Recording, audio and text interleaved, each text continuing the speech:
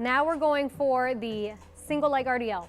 We can do this with dumbbells, we can do this with a kettlebell, we can do this with an ultimate sandbag, but for demonstration purposes, we're gonna use the dumbbells. With the single leg RDL, you want the non-working leg, which is the leg that's gonna kick back, to come off the ground just so slightly. We do like to cue keeping that leg nice and straight, so you're creating tension in that leg so it's not loosey-goosey, and that's one other thing that your body has to stabilize outside of already balancing on a pretty challenging exercise.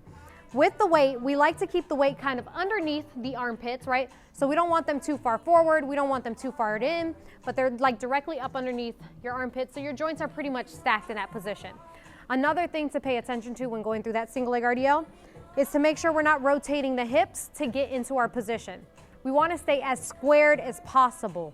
So our hips are squared, our shoulders are squared.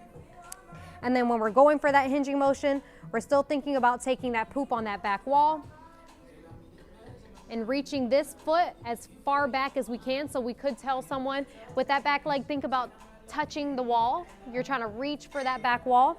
And then making sure nips are still proud, shoulder blades are squeezed together. And we could also cue to make sure that the armpits are squeezing out that orange to make some orange juice. That way we keep that upper back nice and tight because we are holding that weight down at the bottom.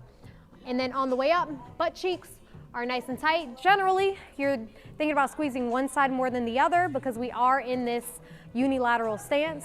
But when you're coming up out of that single leg RDL, butt cheek nice and tight, and you get that nice little squeeze at the top.